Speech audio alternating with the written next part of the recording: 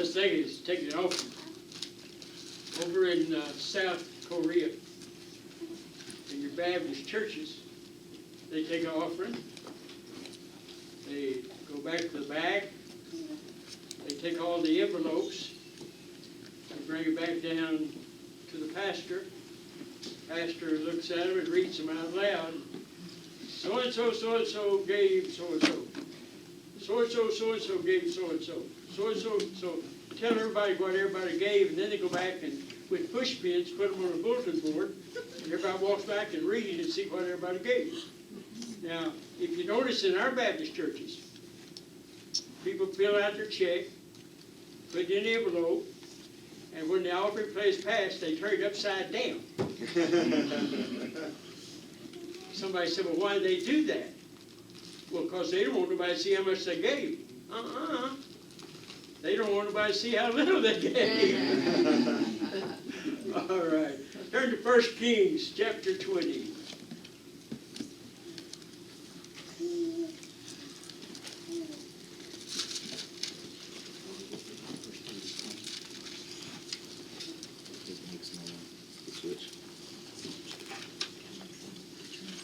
As I told Sunday school, you guys probably never had a 90-year-old preacher before, so now you got one.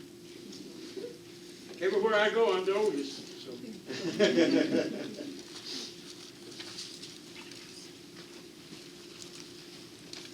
I gave this message a title this morning, Christians in Crisis. With everything that's going on in our world, in our country, in our state,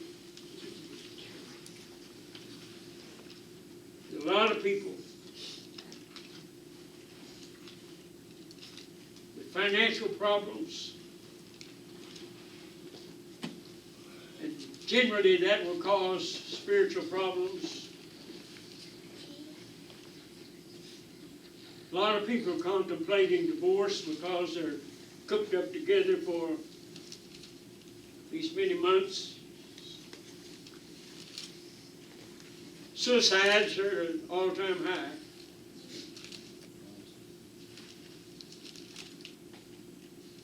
The virus, all of us know someone that's had it.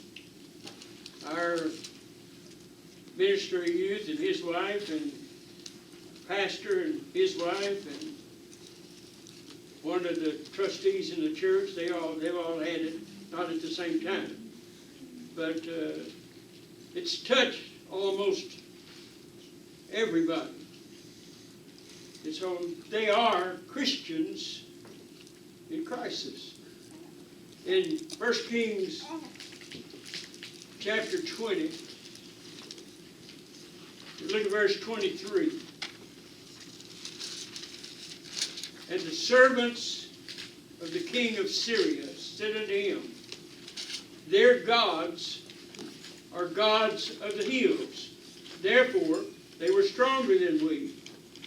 But let us fight against them in the plain, and surely we shall be stronger than they. Therefore, verse 28.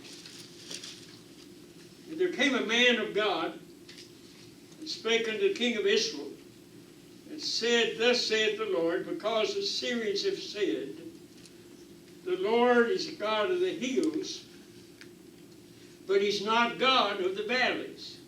Therefore will I deliver all this great multitude into thine hand, and ye shall know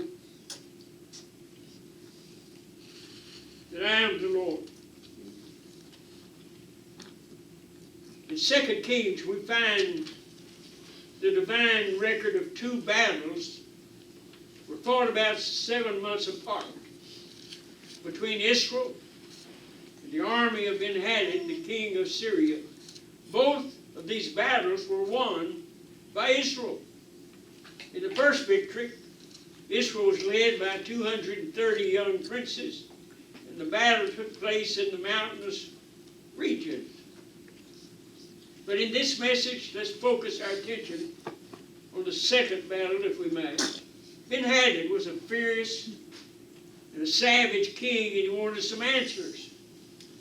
Why had they been defeated by such an inferior army? And he called the military and religious advisors and demanded an explanation in verse 23. He simply said, their gods are gods of the hills. Why did he associate the Hebrew God with hilltops? Maybe they saw their sacred shrines up on the hills. And surely they heard the Hebrew captives in Syria sing, I to the hills will lift up mine eyes. The Syrians were right about one thing. God is a God of the hills. The psalmist speaks of the hill of God. Also, who shall ascend into the hill of the Lord? On Mount Sinai.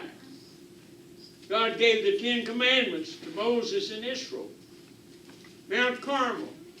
God gave Elijah victory over the Baal worshippers, his prayer of 63 words. Mount Moriah, where Abraham offered his son Isaac to God in Calvary, the best hill of all, where Jesus Christ was crucified. Mount Olivet, mount from which Jesus went to heaven and will return again for his church. So Israel won many battles in the highlands. Religious and military advisors thought of God as the God of the hills. It's said that a pious Jew could hear the rustle of Jehovah's garments in the stillness of the hills, but the Syrians were wrong about one thing. God is also God of the valleys. David killed Goliath in the valley. In Genesis 14, Melchizedek blessed Abraham in the valley. Some of you sitting here this morning, you can understand that God blessed you while you were in the valley. In 2 Kings chapter 3, Israel was without water. Moabites were gearing for attack, and the prophet Elisha dug holes in the valley. They filled with water overnight. 2 Kings 3:18.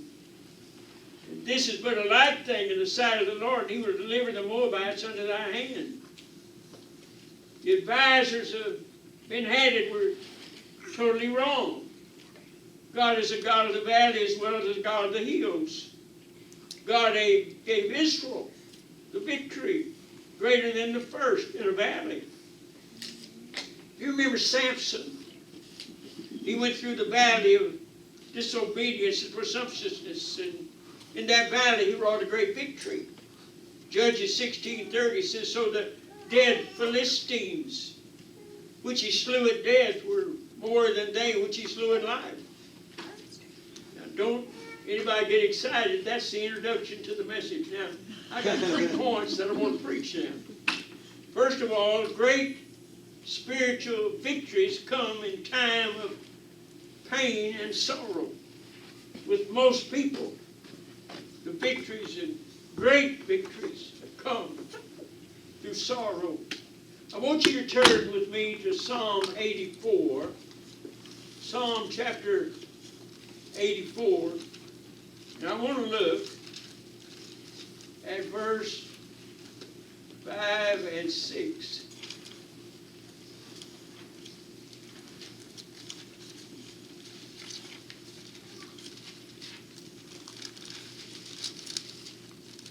Talks about the valley of Baca, B-A-C-A. Blessed is the man whose strength is in thee, in whose heart are the ways of them who pass us through the valley of Baca. Make it a well. The rain also filleth the pools. I want you to notice the statement, through the valley of Baca. You can consult any Bible atlas, you can consult any ancient map, you will not find a valley of Baca. So what in the world does that mean? It's a well-known district through which all our feet pass at some time in life. Valley of Baca, what is it? It's the valley of sorrow. It's the valley of weeping. It's the valley of trouble. It's the valley of trials. It's the valley of difficulties. It's the valley of testing. It's the valley of grieving. It's the valley of depression. A couple of months ago, our son, 66 years old, passed away in Texas from diabetes, our oldest son. We went through a time of grieving, time of depression. My best friend, a former pastor, retired as I, is in the same church as me and Dave here on the front road. He just passed away. I preached revivals for him many, many times. He was 91 this past June. I was 90. Now I'm the oldest man in the church. And we've been friends for over 60 years. Preached for him many times. He had a youth camp in Albuquerque in the Sandia Mountains in New Mexico. We took our youth from our churches to his youth camp. He came and taught in my church. Passed away. Most of the old preachers of my era in fundamental Baptist churches passed away. One day they'll be saying that about me.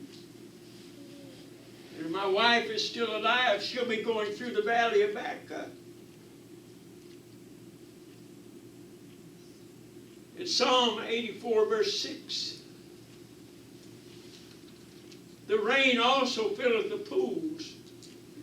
You see, God makes himself known to those with troubled heart in a way that he cannot to those whom that all is well. We come to church and we see people that we know and we love and we care about, and we shake hands and we say, "How are you?" And they say, "Oh, I'm blessed, I'm wonderful," and deep down they're torn up.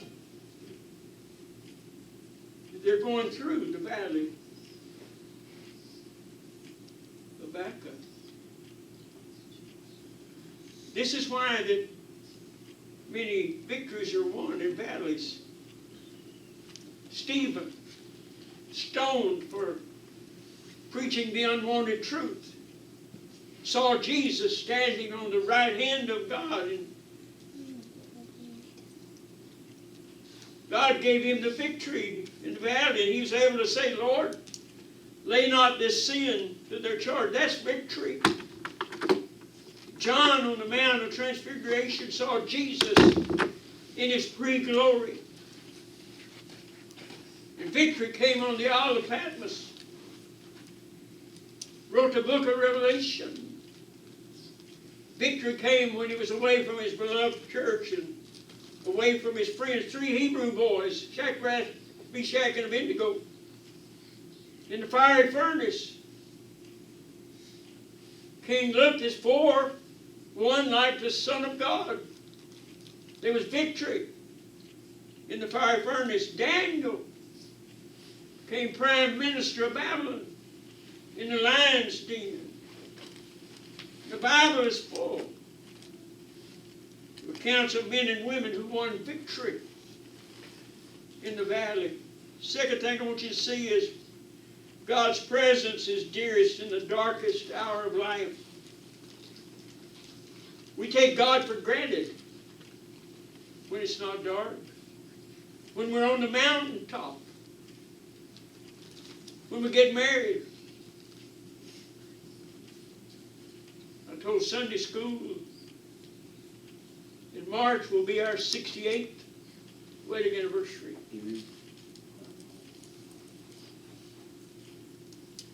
I loved and adored her when she was 17. I love and adore her when she's almost 85. Most precious thing in my life. And another reason we've been married so long is she won't move.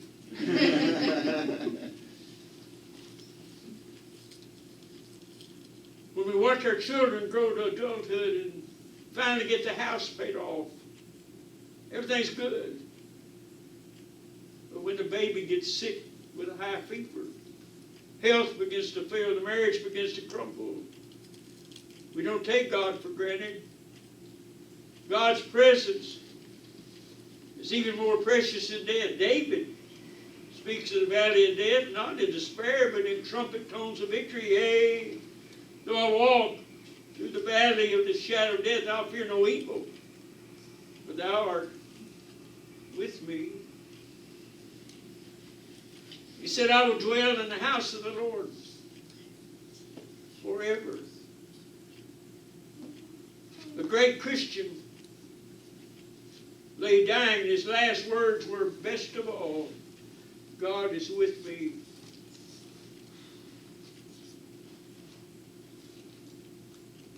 When nobody cares, everything seems to go wrong. David said, I looked and no man careth for my soul.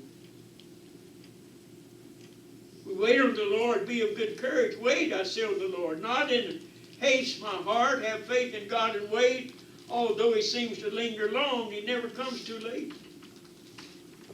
In the dark days, he is most precious. You know, the older I get, the more precious he becomes. I want to read you a third point here. I want you to listen very closely. God sometimes allows us to go through the valley so he can gather us back with great mercies that we may become a vessel fit for service. Have you ever said, God must have forsaken me? Stay with me now. I'm going to say something that may shock you. Maybe he did.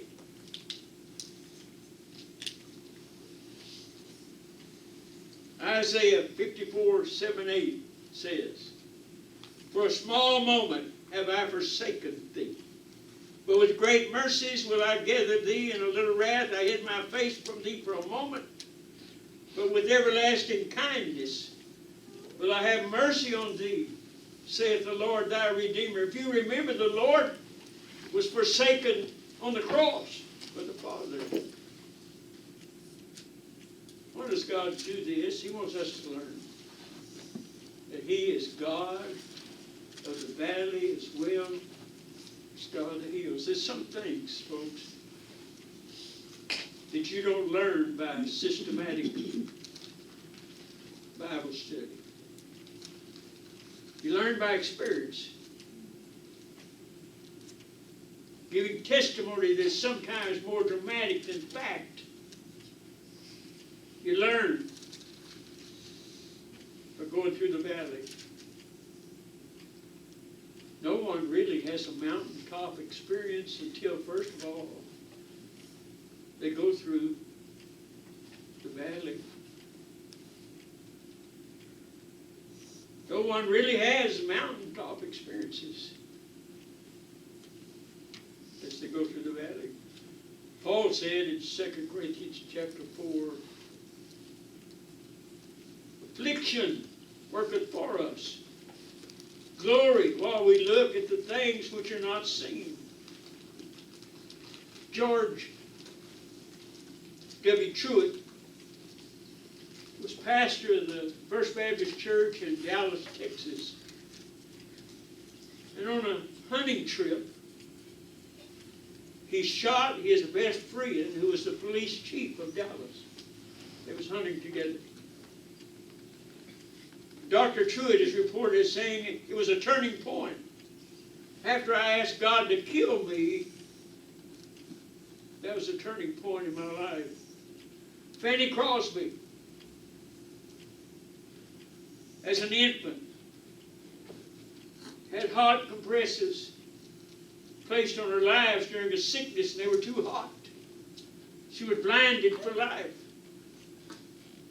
She wrote over 8,000 hymns and tunes.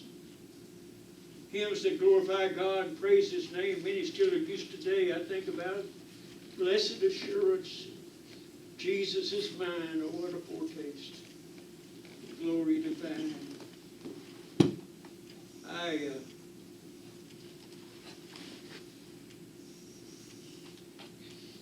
I've been in a hospital room many times in the last 62 years. Some precious saint, terminal.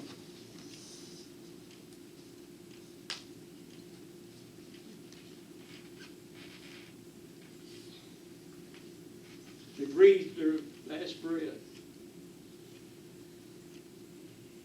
They had a smile on their face and a song on their lips. That's victory.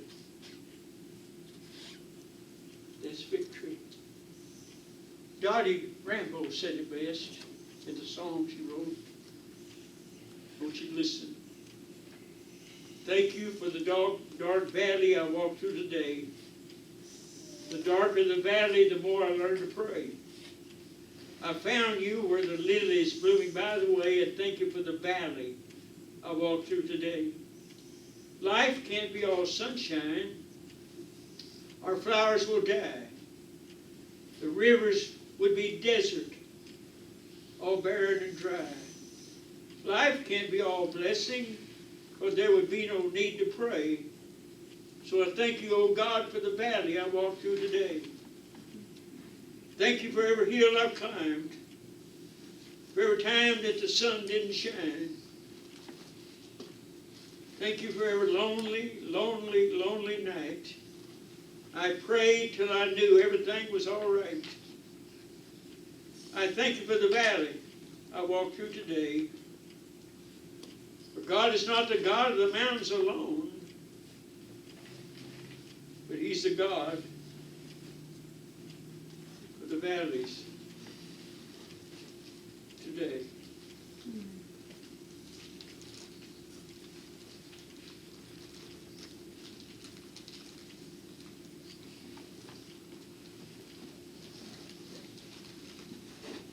2 years ago,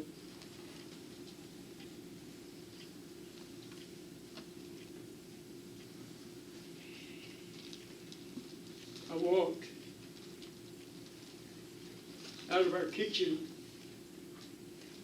into a living room, and my feet got tangled up, and I fell backwards and hit my head, knocked me out.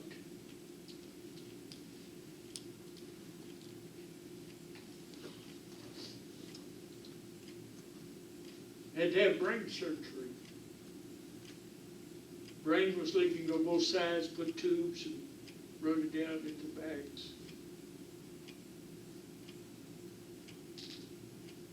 I probably had 20 to 25 CAT scans in the last 2 years. One side is still bleeding a little. I had to learn how to walk again.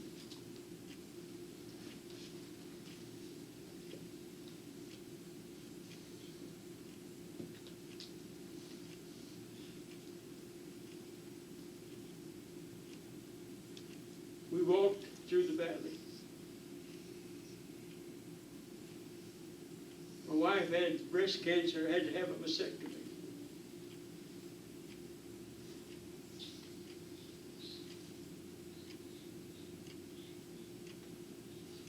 Our only daughter had a stroke. She's 61 years old. She lives in an assisted living place in Phoenix.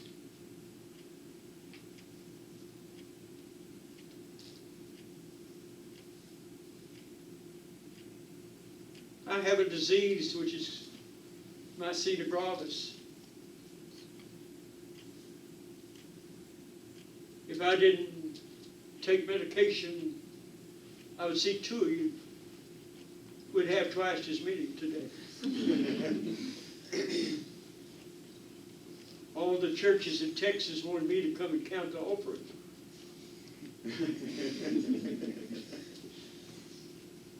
It'd be twice as much.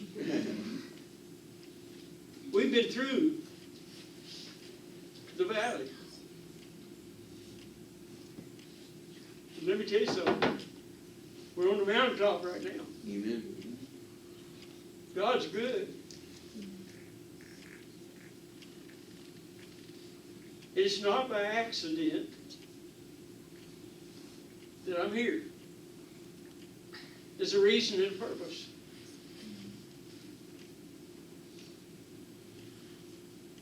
We're going to have an invitation maybe a little different than what you're accustomed to. I want everybody to stand.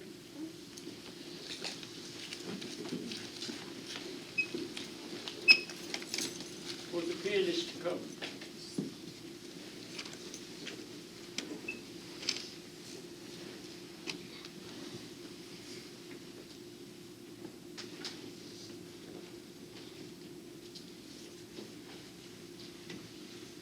The purpose of this invitation is not to get a lot of people. That's not it. But I know as sure as I'm standing here that some of you are going through the valley. For some reason, financial, kids running nuts.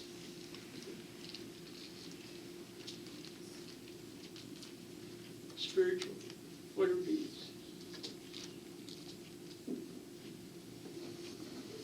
If I'm speaking to you,